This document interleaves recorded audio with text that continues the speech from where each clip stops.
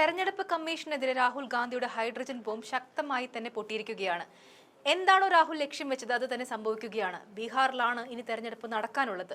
2 മാസം മാത്രം അവശേഷിക്കുന്ന ബീഹാർ തെരഞ്ഞെടുപ്പ് നീട്ടിവെക്കാനുള്ള സാധ്യതകൾ തെളിഞ്ഞിരിക്കുകയാണ്. ഇത് സംബന്ധിച്ച് ചർച്ചകൾ ഉദ്യോഗസ്ഥ തലത്തിൽ ആരംഭിച്ചു കഴിഞ്ഞു. രാഹുൽ ഉന്നയിച്ച ആരോപണങ്ങൾ ഒന്നൊന്നായി പൊളിച്ചടക്കിയതിനു ശേഷം തെരഞ്ഞെടുപ്പിലേക്ക് കടക്കാമെന്നാണ് അധികൃതർ പറയുന്നത്. എന്നാൽ പ്രതിപക്ഷ നേതാവിന്റെ ആരോപണങ്ങൾ ഒന്നുപോലും കമ്മീഷൻ ഇക്കുറി തള്ളിയില്ല എന്നതും ശ്രദ്ധേയമാണ്. ആദ്യഘട്ടത്തിൽ രാഹുലിനോട് അകന്നു നിന്ന ദേശീയ മാധ്യമങ്ങൾ ഒന്നൊന്നായി പിന്തുണ പ്രഖ്യാപിക്കുന്നതും ഇക്കുറി കണ്ടു. ഇതിനു പുറമെയാണ് ഇത്രയും നാൾ അവജ്ഞയോടെ കണ്ട രാഹുലിന്റെ ആരോപണങ്ങൾ പരിശോധിക്കാൻ കമ്മീഷൻ തീരുമാനിക്കുന്നത്. വ്യാജ ലോഗിൻ കൃത്രിമമായി ഇല്ലാതാക്കൽ, മിനിറ്റുകൾക്കുള്ളിൽ ഒരേ ഐഡന്റിറ്റി ഉപയോഗിച്ച് 12ഓളം കൃത്രിമ ഫോമുകൾ സമർപ്പിക്കുന്നതായും രാഹുൽ പറഞ്ഞു. ഇത്തരം ആരോപണങ്ങൾ ഉന്നയിച്ചതിനു ശേഷം പണി മതിയാക്കുന്ന രീതിയായിരുന്നില്ല രാഹുൽ ഗാന്ധിയുടേത്. താൻ ഉന്നയിച്ച ആരോപണങ്ങൾക്ക് ഒന്നൊന്നായി തെളിവുകളും ഇന്ത്യയുടെ പ്രതിപക്ഷ നേതാവ് ഹാജരാക്കി.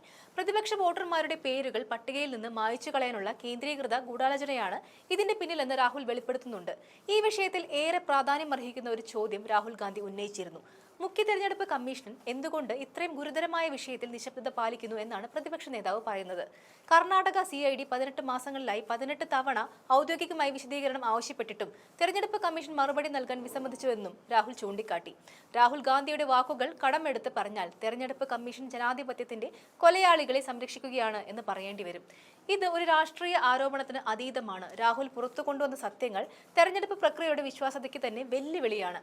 തെരഞ്ഞെടുപ്പ് ജനാധിപത്യത്തിന്റെ ഹൃദയമിടിപ്പാണെങ്കിൽ വോട്ടർ പട്ടികയിൽ കൃത്രിമം വരുത്തുന്നത് ജനാധിപത്യത്തിന് ഹൃദയാഘാതം വരുത്താനുള്ള ശ്രമമാണ് എന്നും നിസ്സംശയം പറയാൻ സാധിക്കും.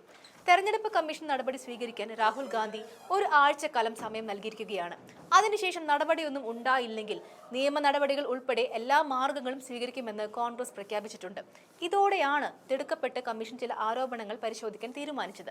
ഈ വെളിപ്പെടുത്തലിന്റെ രാഷ്ട്രീയ പ്രത്യാഘാതം വളരെ വ്യാപകമായിരിക്കുമെന്നാണ് സൂചന. ചില സംസ്ഥാനങ്ങളിൽ ഇതിനകം തന്നെ അന്വേഷണ ആവശ്യങ്ങൾ ഉയർന്നിട്ടുണ്ടെന്നും മാധ്യമങ്ങളും വിദഗ്ധരും തെളിവുകൾ വിശദമായി പരിശോധിച്ചുകൊണ്ടിരിക്കുകയാണെന്നും റിപ്പോർട്ടുകൾ വ്യക്തമാക്കുന്നുണ്ട്. രാഹുൽ ഗാന്ധിയുടെ പുതിയ നീക്കങ്ങൾ വെറും പാർട്ടി രാഷ്ട്രീയത്തിന്റെ ഭാഗമല്ല, മറിച്ച് രാഹുൽ മുന്നോട്ട് വെച്ച തെളിവുകളും അത് അവതരിപ്പിച്ച രീതിയും രാഷ്ട്രീയം പഴയ വഴികളിൽ കുടുങ്ങി നിൽക്കേണ്ടതില്ല എന്ന സന്ദേശം നൽകുന്നുണ്ട്. സാങ്കേതിക വിദ്യ നല്ലതാണ്, അത് തന്നെ ഉപയോഗിച്ച് ജനാധിപത്യത്തെ സംരക്ഷിക്കണം എന്ന ശക്തമായ സന്ദേശവും രാഹുൽ നൽകി കഴിഞ്ഞു. ദൃഢമായ തെളിവുകൾ സഹിതം രാഷ്ട്രീയത്തെ അഭിമുഖീകരിച്ചപ്പോൾ ജനങ്ങൾ രാഹുലിൽ നിന്ന് ഒരു ജനാധിപത്യ സംരക്ഷകനെ കണ്ടു തുടങ്ങിക്കഴിഞ്ഞു. ബീഹാറിലെ തെരഞ്ഞെടുപ്പ് നീട്ടിവെച്ചു എന്ന പ്രഖ്യാപനം രാഹുലിന്റെ യാത്രയ്ക്ക് പുതിയ ഊർജ്ജം നൽകും എന്ന കാര്യത്തിൽ തർക്കമില്ല.